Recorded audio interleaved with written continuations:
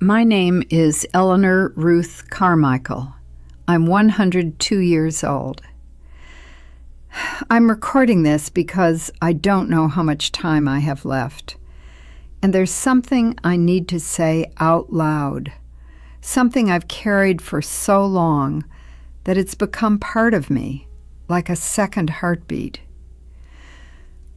I let someone walk away twice. I was born in 1924, grew up in a small town in northern Michigan where everyone knew everyone, and privacy was something you didn't really have. My father ran a hardware store. My mother played piano at the Baptist church on Sundays. I was their only child. I met him when I was 17. His name was Thomas Whitley. He had dark hair that fell across his forehead, and he was tall in a way that made him look older than he was. He worked at the lumber mill just outside of town. His family had moved there the year before, and he kept to himself mostly. Quiet, thoughtful.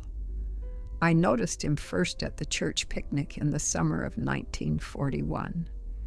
He was standing near the edge of the field, away from the crowd, hands in his pockets, watching the younger kids play baseball. I don't know why I walked over. I wasn't usually bold like that, but I did. We talked for maybe 10 minutes. About nothing, really. The weather, the town. How strange it was that we'd never spoken before. And then he smiled at me. It wasn't a big smile, just a small one. But it stayed with me. We saw each other a few times after that. At the library, at the general store. Once at the train station when I was waiting for my aunt to arrive. We didn't plan it. It just happened. He'd ask me questions, real ones, not the kind people ask when they're just filling silence. He wanted to know what I thought about things, what I noticed, what I wondered about. No one had ever asked me things like that before. I started looking for him, not obviously, but I'd walk past the mill on my way home from school. I'd linger at the post office on Saturday mornings because I knew he picked up his family's mail then. I didn't tell anyone, not my mother, not my friends. It felt like something that would disappear if I said it out loud. In the fall of 1942, he asked if he could write to me. He'd enlisted. He was leaving in 2 weeks for basic training, and after that, he didn't know where they'd send him. Europe, probably. Maybe the Pacific. I said yes. We stood on the corner near the post office, and I remember the way the light was falling through the trees. October light, golden and fleeting. He didn't touch me, didn't take my hand or anything like that. He just looked at me for a long moment and said, "I'll come back, Eleanor." And I believed him. He wrote to me for 2 years, not every week. Sometimes a month would go by, but the letters always came. He told me about the places he'd been. England, France, the cold, the mud, the waiting. He never wrote much about the fighting, just small things. A tree he saw, a song someone sang, the way the rain sounded on the tent at night. And he asked about me. What I was reading, if I still went to the library, if the town had changed. I wrote back every time. I told him about my days, about the women at the church who were knitting socks for soldiers, about my job at the telephone exchange, about how quiet everything felt.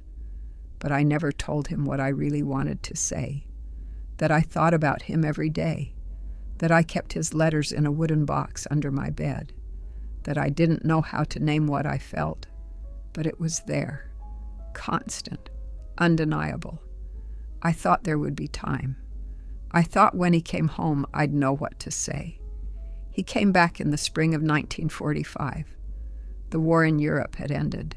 He'd been discharged.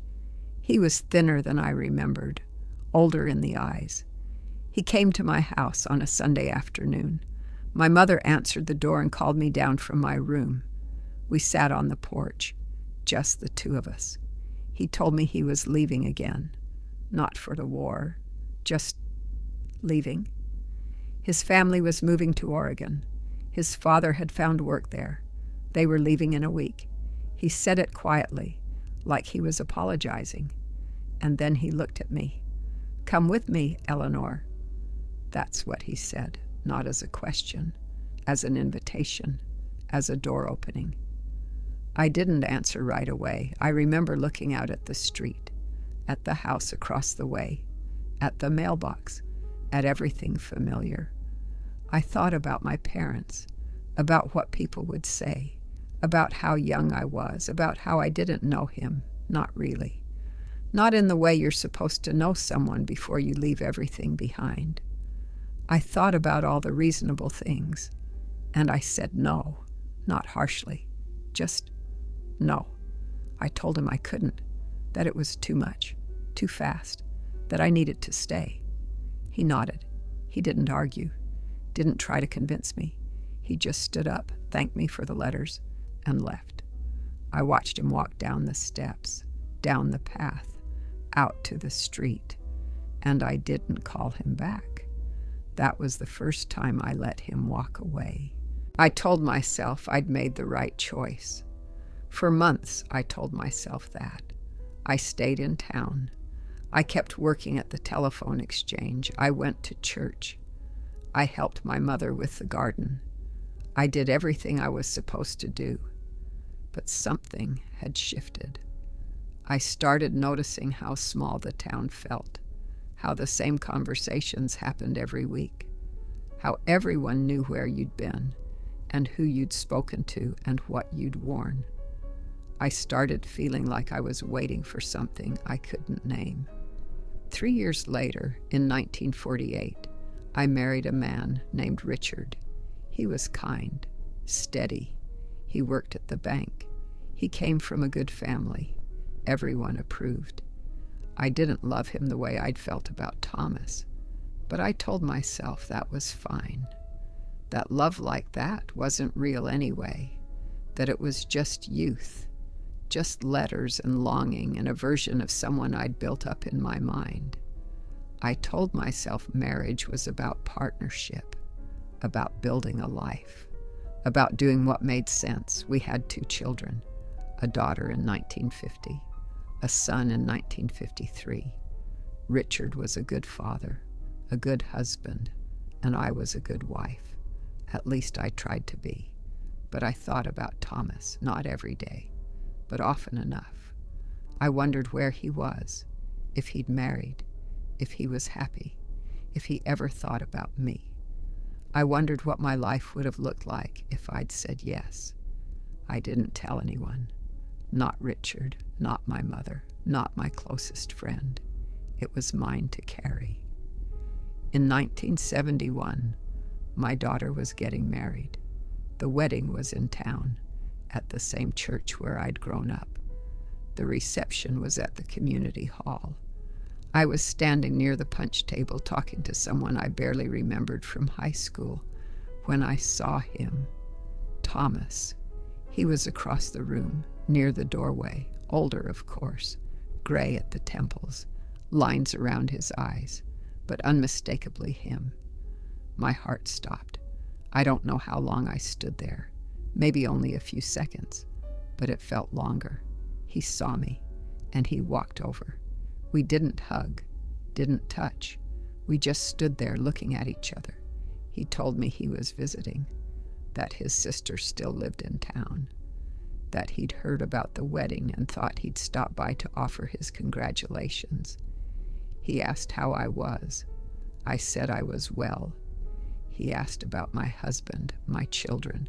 I asked about him. He told me he'd been married, that his wife had passed away 2 years earlier, cancer, that they'd had a good life together, a son, grandchildren now. We talked for maybe 10 minutes. Small talk, polite, careful, and then he said something I wasn't expecting. "I thought about you, Eleanor, all these years, I thought about you." I didn't know what to say.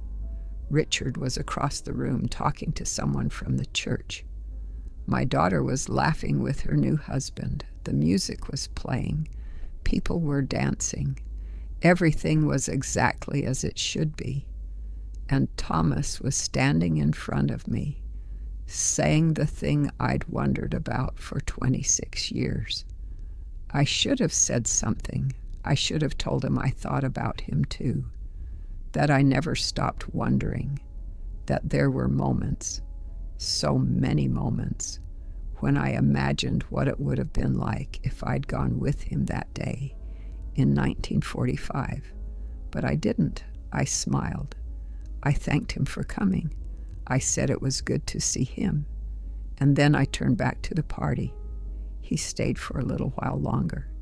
I saw him near the edge of the room, talking to his sister, and then he left. I didn't follow him, didn't say goodbye. I just let him go. That was the second time. Richard died in 1998. Heart attack, quick. He didn't suffer. We'd been married for 50 years. I grieved him. I did. He'd been my partner, the father of my children, the person I'd built a life with.